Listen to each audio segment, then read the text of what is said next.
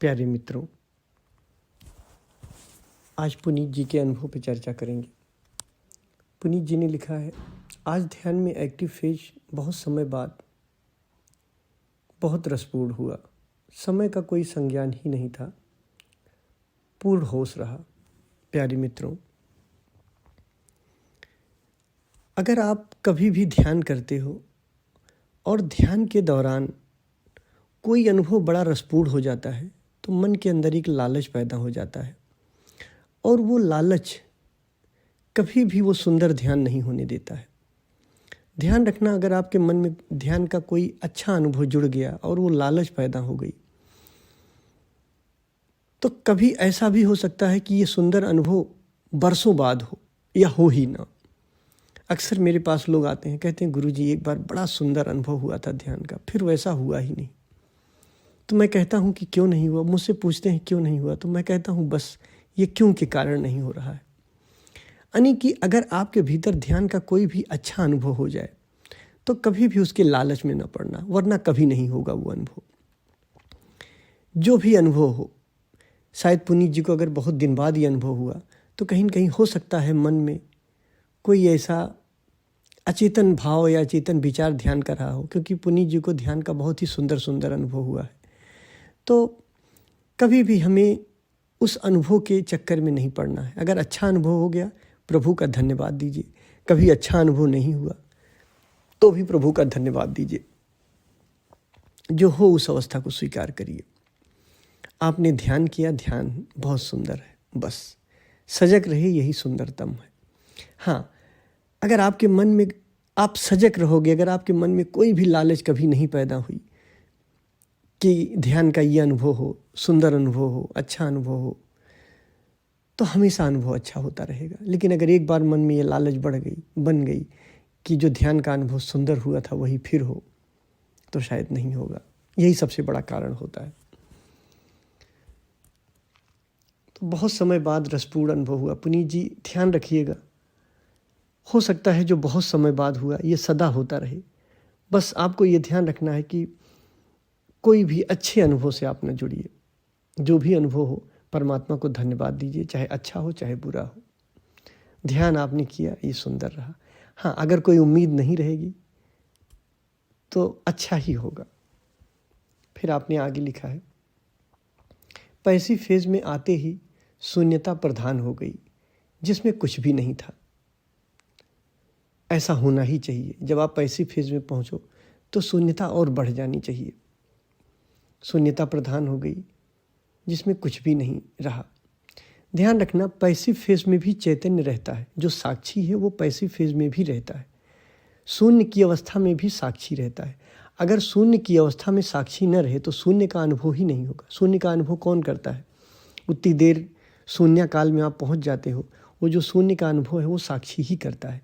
हाँ, उस समय साक्षी का कोई भी अहंकार, नकली अहंकार भी नहीं होता। पैसिव फेज में आते ही शून्यता प्रधान हो गई जिसमें कुछ भी नहीं था।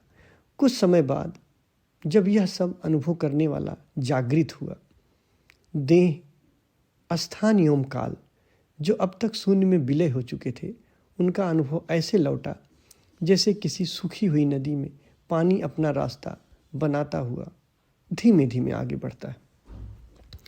अब जब वो आप नॉर्मल अवस्था में आने लगे, जब शून्य अवस्था से आप नॉर्मल अवस्था में आने लगे, यहाँ पे मैं आपको एक ट्रिक बता रहा हूँ पुनीत जी। अगर ये ट्रिक आपने अपना लिया तो आप जब चाहोगे तभी शून्य अवस्था में चले जाओगे। आप सब ध्यान से सुनो। देखो, जब आप पूर्ण रूप से साक्षी हो जाते हो और कुछ भी नहीं होता है, वो जो नकली अहंकार है वो भी खो जाता है, पूर्ण रूप से आप साक्षी हो जाते हो, तो जैसे ही आप पूर्ण रूप से साक्षी होते हो आप शून्य अवस्था में प्रवेश कर जाते हो। ठीक, अब जब शून्य अवस्था से वापस आप अपने नॉर्मल लाइफ की तरफ लौटते हो तो एक नकली अहंकार पैदा होता है। नकली अहंकार इसलिए मैं कह रहा हूँ क्योंकि उस समय साक्षी भी रहता है।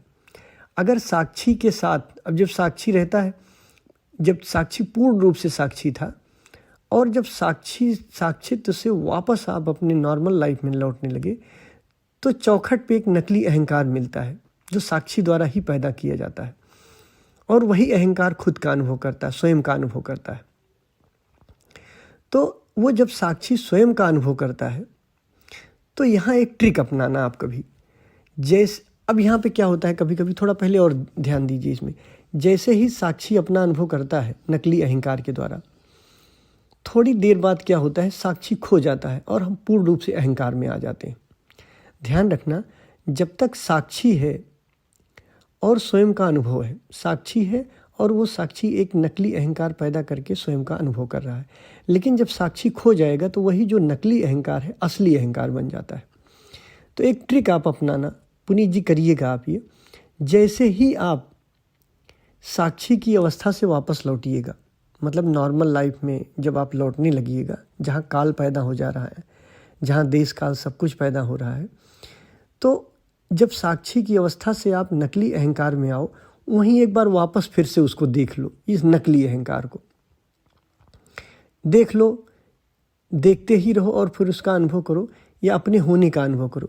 तो आप देखोगे, जैसे ही अनुभव करोगे अपने होने का, वैसे ही देखोगे थोड़ी देर बाद ये जो नकली अहंकार है ये फिर खो जाएगा और वापस आप शून्य अवस्था में पहुंच जाओगे, प्लेन साक्षी रह जाएगा। तो अगर ये ट्रिक आप कर ले गए तो आप जब चाहोगे तब आप साक्षी बन सकते हो। ये सूत्र आपके हाथ में लग जाएगा। आप साक्षी के लिए इंतज़ार नहीं करना पड़ेगा, आपके हाथ में होगा साक्षी बनना। मतलब कि उस शून्य अवस्था में प्रवेश करना ये आपके हाथ में होगा। कब आपके हाथ में होगा? जैसे ही आप वापस लौट रहे हो शून्य अवस्था से, नकली अहंकार पैदा हो रहा, यहीं वापस लौट जाओ आप एक बार फिर से साक्षी में। तो अगर 2-4 बार आप यहाँ कर लिए वापस लौटने का, तो बहुत आसानी से आप बन जाओगे, कभी भी आप बन सकते हो। अब जब नॉर्मल लाइफ में भी आप लौटते हो तो भी आप वहाँ ध्यान रखो असली अहंकार न पैदा होने पाए, यानी कि अहंकार के साथ मैं का बोध रहे, लेकिन मैं के बोध के साथ साक्षी का भी बोध बना रहे, अपने होने का बोध जो साक्षी का बोध है वो बना रहे। अगर साक्षी का बोध बना रहेगा तो फिर आपके अहंकार में दम नहीं होगा, आप जब चाहोगे तब वापस लौट जाओगे, तो बहुत करीब हो। और अगर ये सूत्र आप अपनाओगे, एक बार आप देखोगे तो आप देखोगे बहुत सहज है यहाँ पहुँचना बार बार। अगर 1-2 बार आप आसानी से यहाँ पहुँच गए, शून्य अवस्था का अपने आप पहुँच गए, जब आप चाहो तब शून्य अवस्था में पहुँच जाओ, तो बहुत आसान हो जाएगा।